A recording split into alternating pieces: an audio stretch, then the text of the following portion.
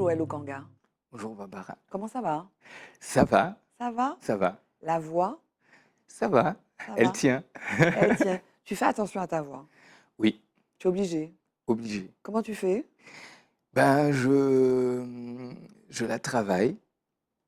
Euh, Quand je sens qu'elle est un peu fatiguée, ben, je fais des petits exercices pour la remettre à niveau. Voilà, on est au quotidien avec sa voix.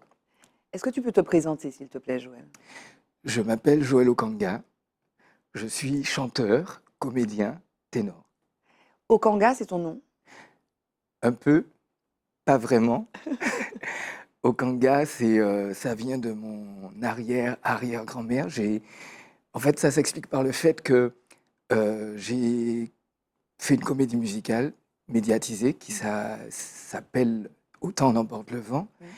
Et mon nom de famille, c'est Glombard. Alors, c'est un nom qui va très bien dans le milieu lyrique, mais dans le milieu un peu plus populaire, euh, il m'a été dit, bah écoute, t'as pas un nom Plus showbiz. et plus showbiz. Et du coup, je demandais à la famille, alors, voilà.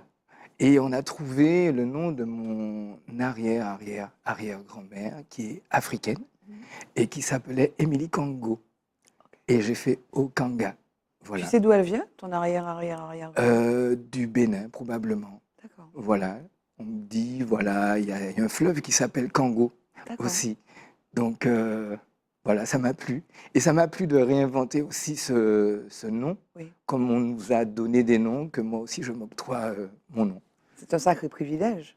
Oui, je pense. Donc, tu es chanteur. Tu as grandi où? J'ai grandi les premières années de ma vie à Paris. Et Où à Paris? Dans le centre?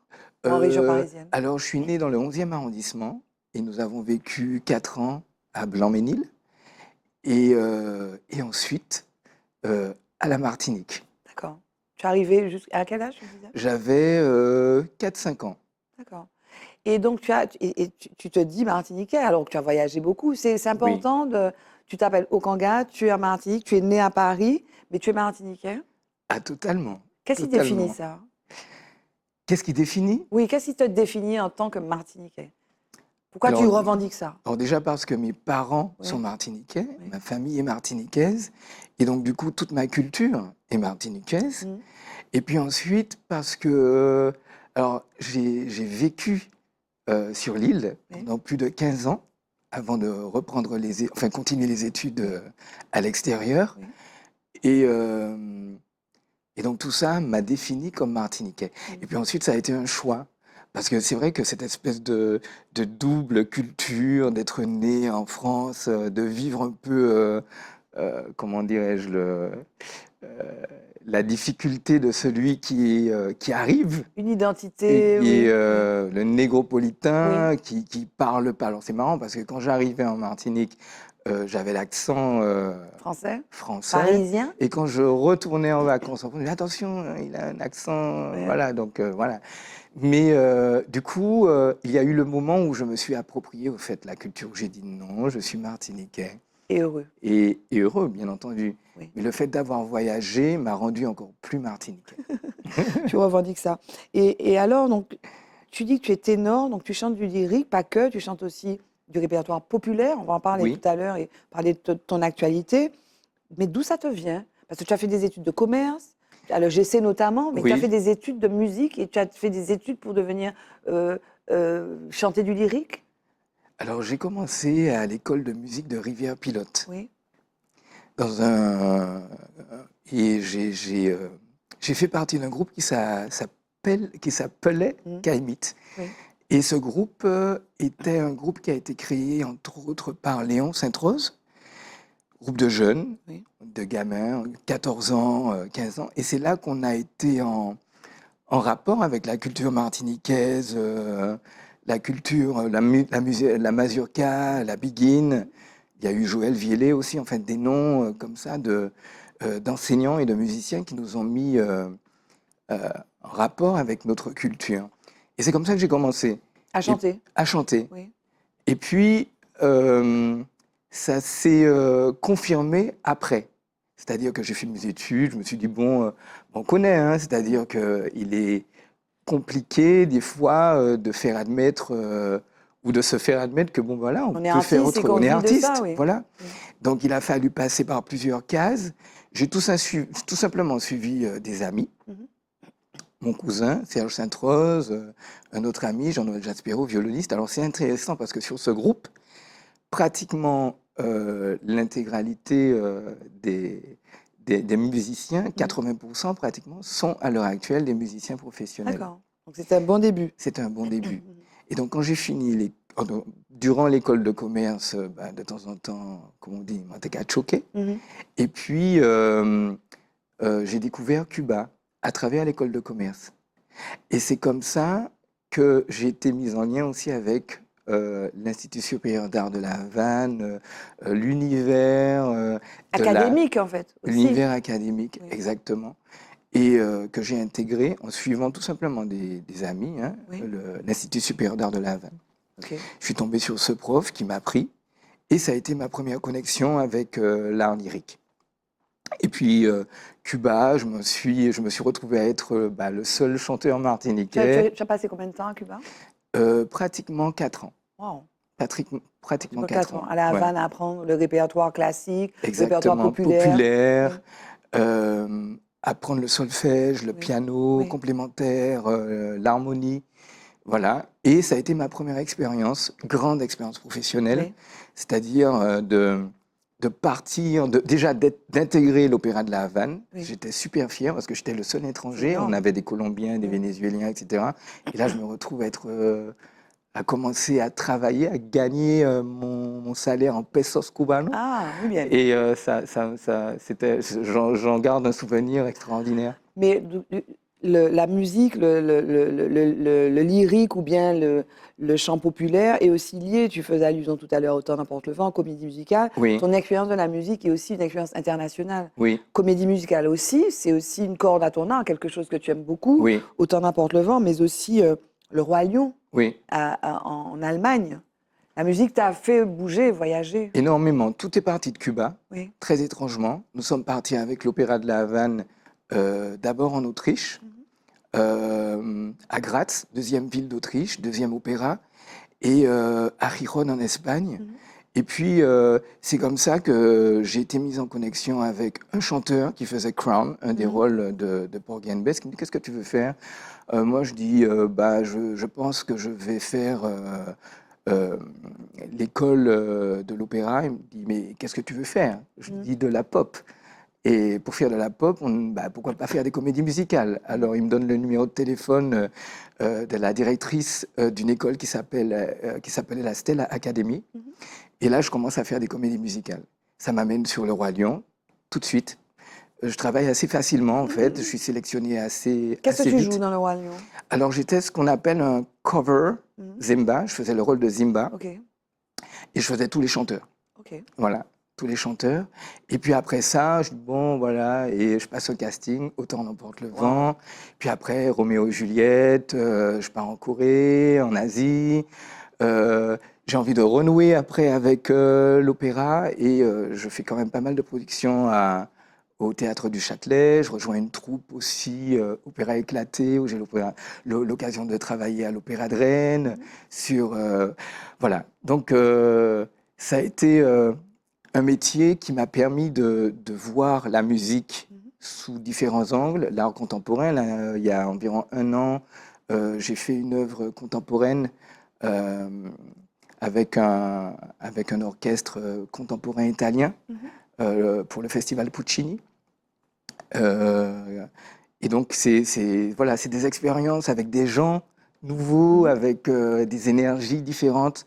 J'ai fait du gospel, même chose, ça a été encore d'autres expériences. Et chaque fois, j'ai l'impression de rencontrer des familles différentes, quelles qu'elles soient. Et il y a un projet qui est peut-être un peu plus personnel, Oui. qui est donc Caraïbes Ensemble, Oui. donc dont tu es co-directeur donc avec David Jambard, et tu es aussi le directeur artistique. Caraïbes Ensemble, c'est quoi? Alors, Caraïbes Ensemble, c'est vraiment le projet qui me tient le plus à cœur en ce moment.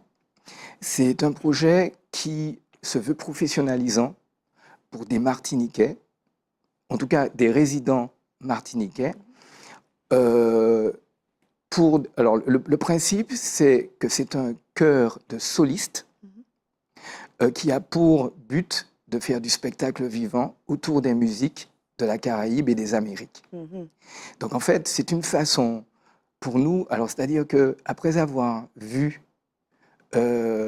expérimenté la musique un peu partout et dans différents styles, j'avais envie aussi de faire une proposition autour de nos musiques. Et le Caribe Ensemble, c'est ça. C'est une troupe Oui. qui, oui. Non, et donc, une des premières, enfin, la première création, c'est la première création. Voilà. Haïti, donc, Voix de liberté qui est donnée à l'Atrium. Donc, pourquoi d'ailleurs Haïti, c'est un hommage à Haïti. Donc, c'est une création en 3 parties.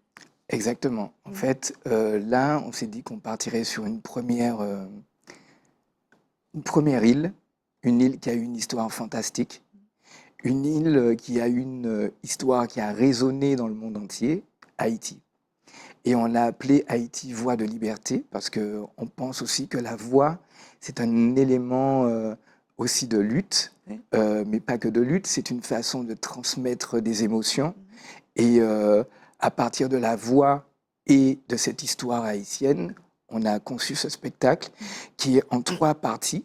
L'une qui présente un compositeur pas très connu, qui s'appelle Werner Jaeger-Hubert, qui est un compositeur classique. Haïtien. Oui. La deuxième partie qui présente un autre compositeur, un autre univers, qui est Amos Coulanges. Là, ça parle de Toussaint l'ouverture. Autour de Toussaint l'ouverture, c'est-à-dire on parle à ce moment-là du départ de Toussaint l'ouverture, le jour où il part sur le bateau pour rejoindre la France et être exilé. Et puis en fait, la troisième partie parlera de Haïti, de maintenant. Haïti, mais en termes d'émotion, comment on définit Haïti maintenant? Haïti qui souffre de la guerre des gangs, Haïti que l'on voit aussi comme une île un petit peu, on va dire, maudite, quoi. Oui. Nous, on n'y croit pas. Je pense que la voix, la résonance de la voix et la résonance aussi de l'histoire d'Haïti, on ne doit pas l'oublier, on ne doit pas lâcher Haïti. Et puis Haïti vit.